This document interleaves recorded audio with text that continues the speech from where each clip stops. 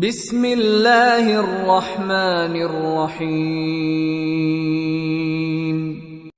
Bismillahirrahmanirrahim. Paslun ari ieu hiji pasal bade ngajelaskeun tentang rukun-rukun Islam. Pasal kahiji musannif bade ngajelaskeun tentang rukun Islam. Arkanul Islami khamsatun. Ari rukun Islam jumlahna eta aya 5 perkara. Ngan sateu acan urang ngabahas tentang rukun Islam peryogi urang ngapalkeun heula rukun agama. Nya sabar hiji kitu ari rukun agama teh aya 3. Hiji iman, 2 Islam, 3 ihsan. Naon ari disebut iman? Iman teh percaya kana sakumaha hukum anu dibawakeun ku Kangjeng Nabi Muhammad SAW tuluy ngalaksanakeun ku anggahota badan. Iman anu rukunna aya 6. Naon ari Islam? Islam teh al-inqiyad bima jaa bihi Nabi sallallahu alaihi wasallam nurut kana sakumaha ajaran nu dibawa ku Kangjeng Nabi sallallahu alaihi wasallam. Berikut ngalaksanakeunana eta nu disebut Islam. Rukunna nyaeta aya 5. Nu katilu rukun agama teh ihsan. Naon ari ihsan teh? Anta budallaha ka'annaka tarahu fa illam takun tarahu fa innahu yaraka. Diulang deui. Ihsan teh artina anta budallaha ka'annaka tarahu fa illam takun tarahu fa innahu yaraka. Hartosna kieu anta budallaha ibadah anjeun ka Gusti Allah teh ka'annaka tarahu kudu saperti anjeun ningali ka Gusti. Jadi salat urang teh kudu rasa urang teh keur naon nyaksian kana zatna Gusti, kudu rasa keur nyanghareupan Gusti Allah. Fa illam takun tarahu maka lamun teu mampu saperti urang ayeuna nyanghareupan Gusti Allah maka fa innahu yaraka kudu boga rasa urang teh keur ditingalikeun dipencerong ku Gusti Allah sewaktu urang ibadah teh eta ihsan. Bahkan di luar ibadah ge kitu nya. Kudu rasa urang teh keur disaksian ku Gusti Allah sagala rupa tingkah laku urang teh. Eta ihsan. Jadi diulang deui rukun agama teh aya 3 perkara. Hiji iman, 2 Islam, 3 ihsan. Ayeuna rukun Islam teh aya 5. Arkanul Islami khamsatun. Rukun Islam aya 5. Teu kurang teu leuwih aya 5. Jadi rukun Islam aya 5 nya.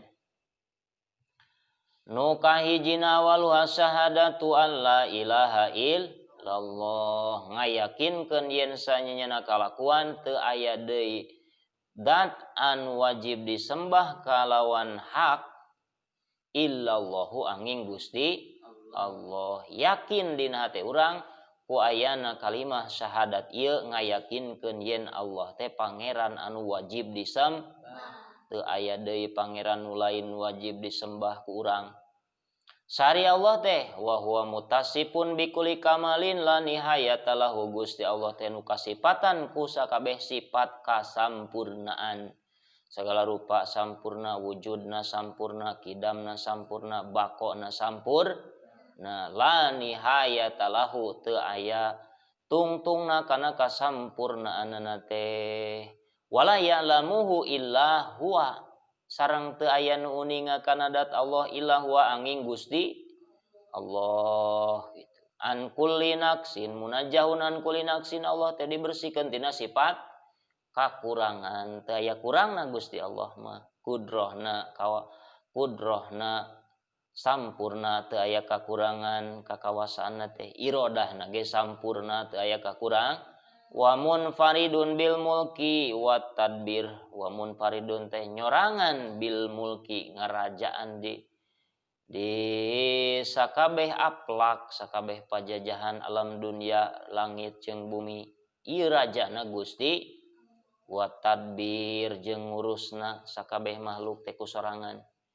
wahidun pidatihi wa sifatihi wa af'alihi Allah teh hiji dina zatna hiji sifatna hiji af'alna hiji wahdaniyat pidat pi sifatil apal teh Gusti Allah yakin weh urang tah yen sanyana Gusti Allah teh pangeran wajib disembah hiji-hijina tuluy nu kaduana wa anna Muhammadar Rasulullah wa anna Muhammadan Rasulullah yang ngayakinkeun sanyana Kangjeng Nabi Muhammad putra Abdullah putra Abdul Muthalib putra Hasim putra Abdi Manaf eta teh Rasulul utusan Allah nu diutus ka umat manusia pikeun nyampurnakeun akhlak manusia nu jahiliyah teh nu bararodo disampurnakeun akhlakna ku Kangjeng Rasul innama bu'istu li utammima makarimal akhlak gitu.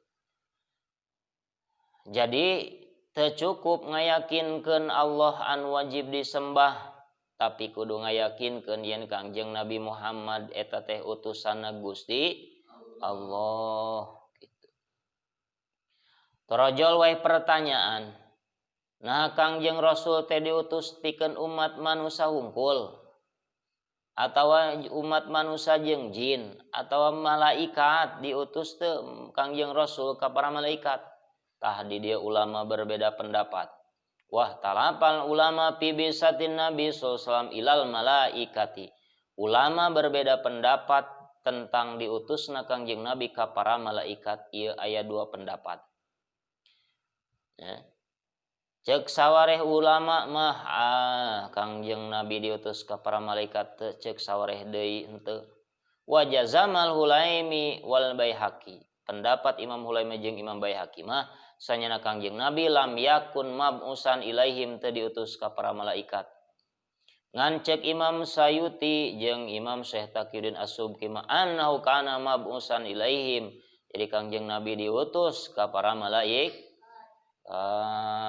Tuluy cek Imam Subki Kangjeng Nabi mursalun ila jamil anbiya wal umami sabiqah Kangjeng Nabi diutus ka sakabeh para nabi jeung umat-umat anu parantos ti payun gitu cenah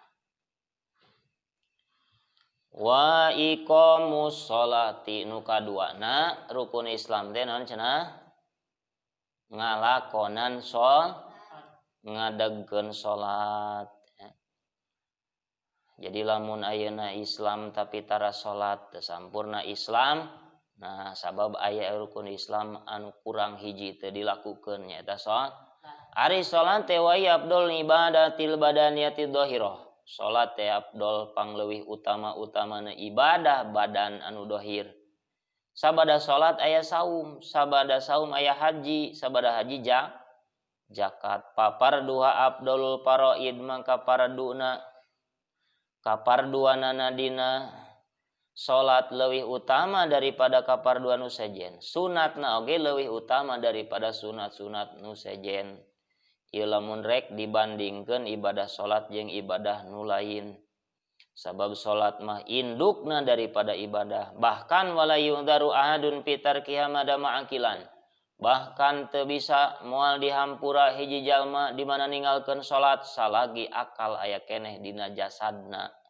salagi akal nyangkaruk dina awakna salat mah teu bisa ditinggal sanajan geus teu bisa ngicep tapi aya keneh akal masih keneh wajib ngalakukeun salat kumaha carana salat geus teu bisa ngicep carana salat lamun jalma geus teu bisa ngicep-ngicep acan digerenteskeun ku salatna ku hate ti mulai takbiratul ihram nepi ka awe salam ku hatena sabab akalna masih keneh aya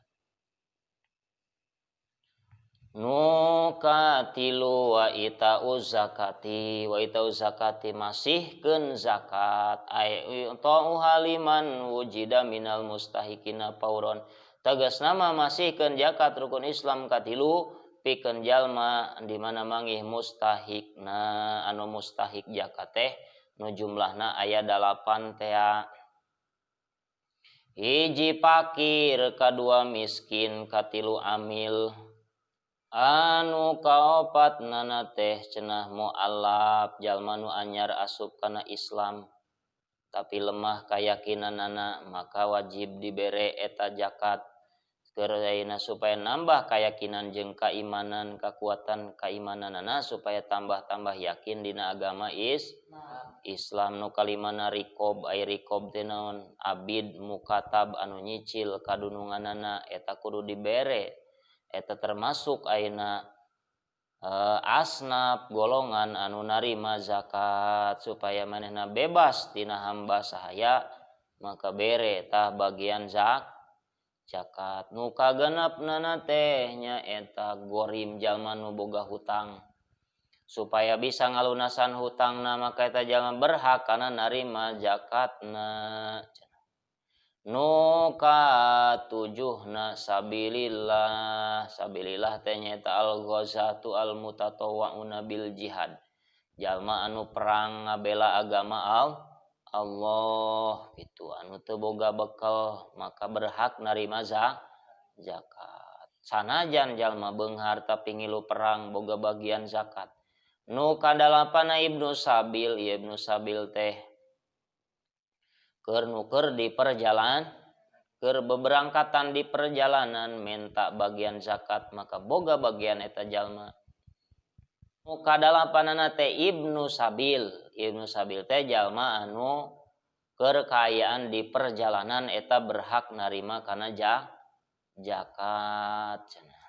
Nu kadalapanana teh ibnu sabil teh jalma anu keur kaayaan di perjalanan eta berhak narima kana zakat.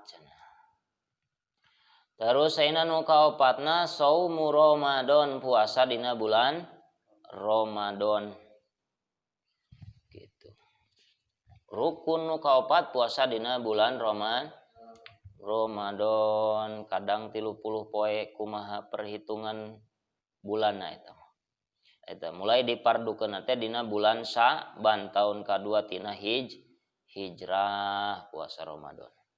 Nu kalimana nu terakhir wa hijjul baiti man istata'a ilaihi sabila mu ngahaji ka Baitullah ngan ieu mah man istata'a keur jalma nu mampu berangkat ka Baitullah maka wajib haji mampu ongkosna mampu ninggalan anu di imah mampu jag-jag keur ngalaksanakeun rukun haji na di ditu gitu kakarek wajib haji.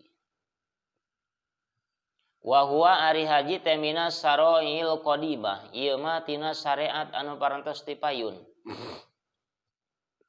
Balma min nabiin illa wa hajja.